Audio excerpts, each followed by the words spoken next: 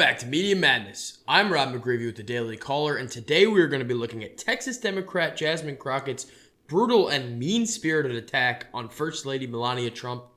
Let's get into it. Gentleman yields. The chair now recognizes the gentlelady from Texas, Ms. Crockett. Thank you so much. It's interesting that we're being accused of wanting all kinds of criminals to be on the streets, or that we don't believe that people should show up to their meetings and appointments. Last time I checked, there's a lot of people that are actually being grabbed as they are going in for their appointments. In fact, we know that one of the candidates that was recently running in this mayoral, he ended up being arrested because he decided that he was actually going to escort people that are actually showing up to their meetings. Or we know that the Pope, yes, the Pope himself, decided that the church may need to have people that are going to escort people as they're going into their meetings. Because the reality is that what they are claiming what they want to do versus what they're actually doing, the actions don't match up. And while we are supposed to be talking about visas, somehow we continue to cherry pick and talk about one criminal act and another criminal act. And it is so very interesting to me that, yes, we will say people are xenophobic, because when you start to decide that just because somebody came from another country, they are automatically some kind of criminal, that does sound kind of xenophobic to me, because you are using a paintbrush to paint an entire group of people where the vast majority of them are coming here because they are actually seeking a better life. But let me get to what this hearing is supposed to be about.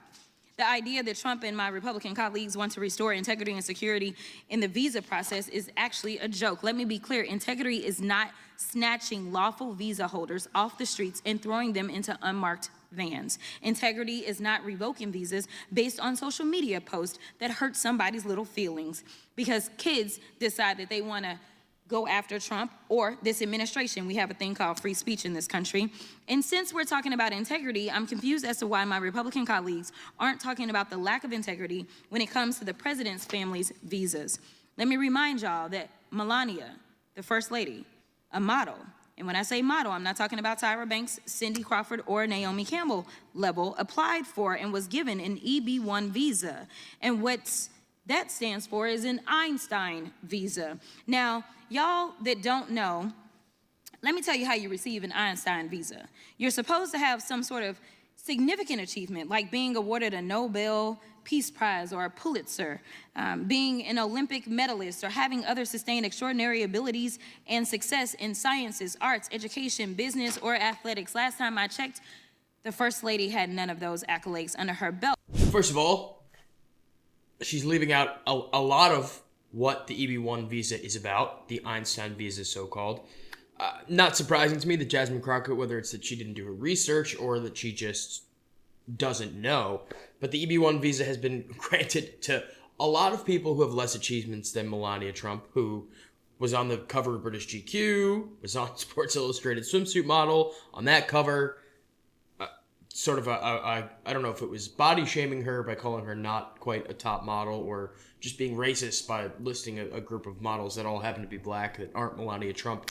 But some EB1 visa holders include comedian John Oliver, who at the time of receiving his EB1 was a nobody on Comedy Central, Somalian model Imam, and Ayodele Obudella, a data scientist whose claim to fame is promoting diversity in automated intelligence. That's who we're letting in on EB1 visas. I think it's hard to make the claim that Melania Trump is the least qualified person who's done that. It doesn't take an Einstein to see that the math ain't mathin' here. Nevertheless, what Republicans are doing with this reconciliation process, the travel bans and revoking visas, jeopardizes our national security. It threatens our communities, our higher education, and our economy. Visas like the largely vetted J visas for higher education and M visas for trade, training, attract the next innovators, medical providers, researchers, and educators that we need to build on American success. I'm not gonna mess up your name, so I'm not doing that. But his name, by the way, is Narasta, very easily searchable. I found it in 4 seconds how to pronounce it. Again, Jasmine Crockett, either a stunning lack of research or just a basic inability to speak the English language. Either way, bravo, Miss Einstein. Individuals on J or M visas typically improve or impair our economy. They generally improve the economy, and I can give a brief example. My wife is a very successful woman. She makes a ton of money, which I'm grateful for. And the reason why we're able to do that while having 3 children is because of the au pair visa, somebody who is here on a J. Who is here and able to supply this for us. But I also want to defend Melania real quick. Not everybody could marry Donald Trump, and I think that's quite an achievement.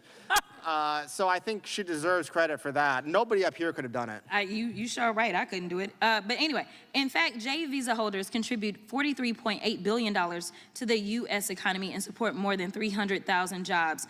And make no mistake, immigrants improve the health of U.S. citizens too. Despite the fact we already have a doctor shortage, Trump's reckless travel ban and visa overhaul are exacerbating this crisis by impairing hundreds of hospitals with foreign-trained doctors set to do their residencies here in the United States, meaning fewer people will get the help they need and more people will die. Now, let me remind you that Republicans are trying to gut Medicaid. Roughly 4.5 million people receive caregiver services through Medicaid, and most of these folks are in red states. And wouldn't you know that in 2023, Kaiser Family Foundation estimated that almost 30% of long-term care providers or home caretakers were immigrants. It's like Republicans want Americans to suffer. Now, Republicans say visas make us less secure, but let's talk about how visas given to victims of crimes like rape, murder, human trafficking, torture, abduction, kidnapping, to help law enforcement with their investigation or prosecutions of these crimes. These folks are risking their own security for broader safety of Americans and our communities. Thank you so much. I will yield. Nobody is arguing that we don't need immigrants at all. The problem is that under the Biden administration, they opened the floodgates, let in anybody and everybody without vetting them, and American citizens got killed by gang members and rapists. And again, not every immigrant, in fact, most immigrants are not gang members or rapists. But we cannot be prioritizing the economic well-being of people from other countries, putting that over the physical safety of American citizens. Furthermore, we can't be prioritizing even the economic well-being of other people before our own citizens. 60% of Americans, at least 60%, and that number may be higher now, can't afford a $500 emergency. Grocery prices are skyrocketing. Inflation is still up. It's going down month to month, but it's still incredibly high up from the pandemic times, from the amount of money that the Biden administration flooded into our economy. Americans are struggling, and you can't give from an empty bowl. If we're coming from a place where we're letting everybody in, first of all, the Lake and Rileys of the world, we can't be letting that happen. I haven't heard a single thing from Jasmine Crockett, who clapped like a seal for Biden era. I can't even call them immigration reforms. They were a lack of reforms. They were completely taking away any barrier to entry for anybody.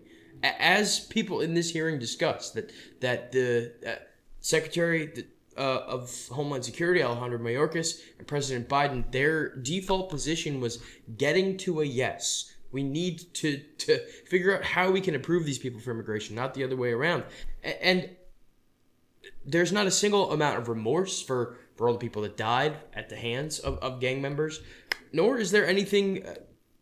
any little bit of acknowledgement of, yeah, well, maybe we got a little crazy and we need to pare it back a little bit, because at the end of the day, if we don't have a strong middle class, if we don't have a culture, if we don't have a country, homogenous values, shared values, there's not going to be a party for people to come here anymore. And then E1B visas are not going to be a thing.